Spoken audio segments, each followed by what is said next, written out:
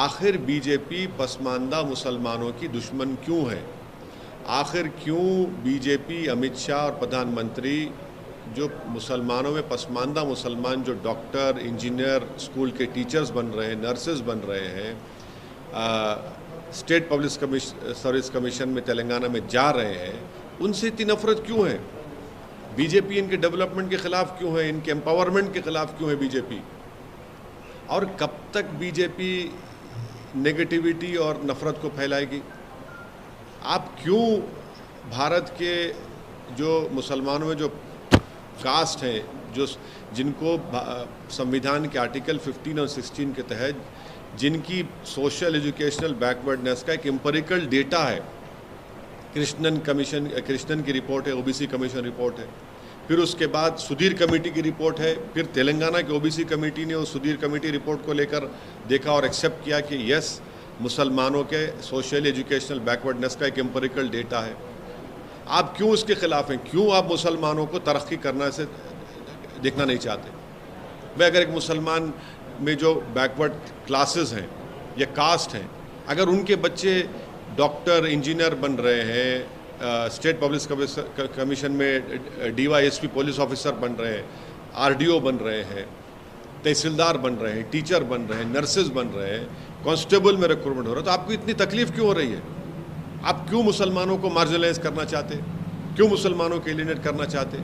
और भारत के home minister से और भारत के प्रधानमंत्री से हम पूछना चाह रहे हैं कि तेलंगाना की असेंबली में एक रेजोल्यूशन पास हुआ था जिसमें यह कहा गया था कि तेलंगाना के शेड्यूल्ड ट्राइब का रिजर्वेशन 6% से 9% कर दिया जाए।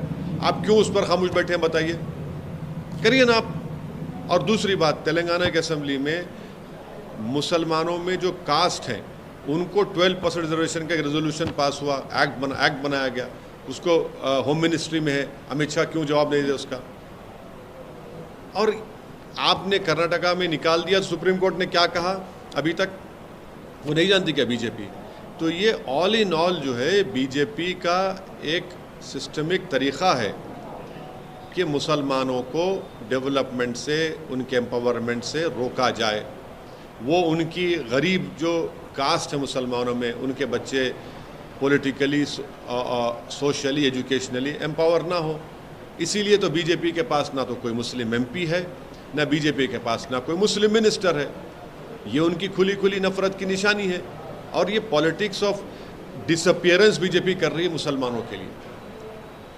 कर्नाटका की आप मिसाल दे रहे हैं, कर्नाटका में वो जो इंटरिम रिपोर्ट के ऊपर आप कास्ट को निकाल सकते हैं क्या? रिजर्वेशन नहीं निकाल सकते, कंप्लीटली अनकॉन्स्टिट्यूशनल, इलीगल है। अच्छा, वो इंटरिम रिपोर्ट पब्लिक डोमेन में भी नहीं है। आप दीजिए पब्लिक डोमेन रिपोर्ट लिखे कर्नाटका की। तेलंगाना में तो ये है, फैक्चुअल पोजीशन ये है जो भारत के होम मिनिस्टर सच्चाई को नहीं बयान की है। बीजेपी की जो गाड़ी चल रही है ना, वो देश में आरएसएस के तरफ से चल रही है।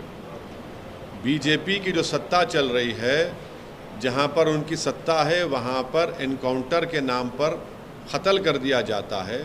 जो लोग उनकी पुलिस कस्टडी में होते हैं उनकी मौत हो जाती है। जिसका ज़ाती घर होता है उनके घर को बुलडोज़र से तोड़ दिया जाता है। गोश्त के नाम पर मारा जाता है, बल्कि गोश्त के नाम पर जुनैद और नसीर को ज़िंदा जला दिया जाता है। देश में आज बेरोज़गारी नौजवानों का मुक़द्दर बन गया। आज हम सबसे ज़्यादा हमारे पास पूरे विश्व में अगर नौजवान बेरोज़गार हैं तो भारत में है। चीन हमारी ज़मीन पे कब्ज़ा करके बैठ चुका है। पाकिस्तान से आतंकवादी आकर हमारे देश के सिपाहियों को मार रहे हैं। ये इस पर बात नहीं करती अमित शाह, इस पर बीजेपी बात नहीं करती। मगर मुद्दा क्या है? मुसलमान से ख़तरा है। मुसलमान को हम डेवलपमेंट होने नहीं देंगे।